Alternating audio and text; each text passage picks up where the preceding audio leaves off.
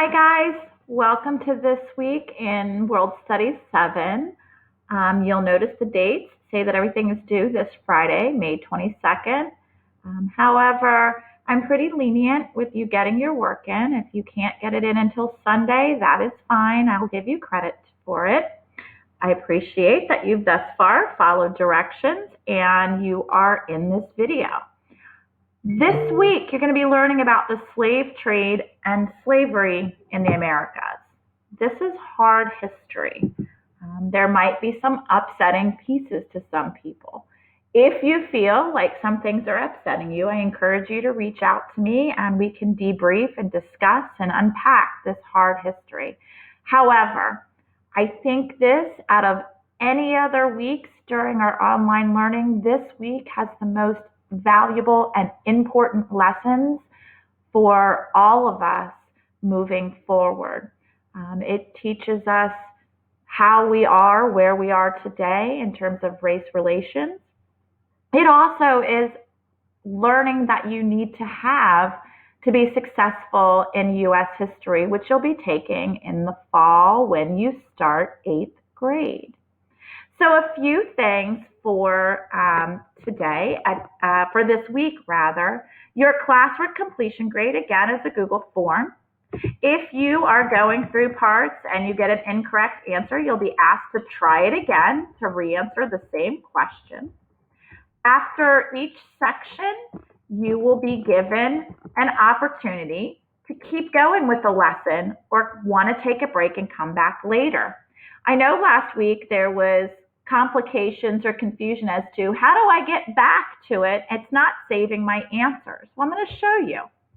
So I'm in the document as a student would be, and I'm going to I want to take a break and come back later. So I'm going to click that, hit next, and then I'm going to hit submit. So right now I can go in and edit my response, but say I want to come back to it tonight or I want to come back to it tomorrow. What I need to do is I need to go to my school Gmail account and pull up the Google Forms. I just typed Google Forms in my search bar and here it came. It shows me everything that I've got filled in. If I scroll all the way down, how far I went, it tells me my answers. And it keeps going and going and going, and then it'll tell me where I stopped. I can see where I stopped. I think I stopped pretty far down. Knowing where I stop is important because I'm going to have to change the answer once I get there. What you need to know is you open this email, and right here you hit edit response. And then it brings it into the form with your saved answers. So you're just going to have to keep going forward, however, until you get to the last place that you were. I was on page 33. So when I get all the way to page 33, I'm going to change the answer. I had said I wanted to take a break and submit. I'm just going to change that answer at that point and make it say I want to continue. I'm ready to keep going, and then I can keep going. You'll notice in Google Classroom there is this form, and there's also the reflection assignment. You don't need to do the reflection assignment unless that Google Slides is what you choose to do, and I'm going to show you what I mean by that. So in the form for your accuracy grade,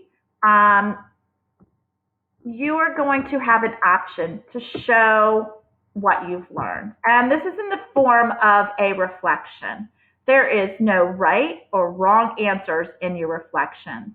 I really just want to know how you feel about the information that you've learned this week. Was there new things? Did it make you feel sad? Did it make you feel angry? And you can show that your understanding or your feelings rather in a number of ways. You can create a drawing or painting.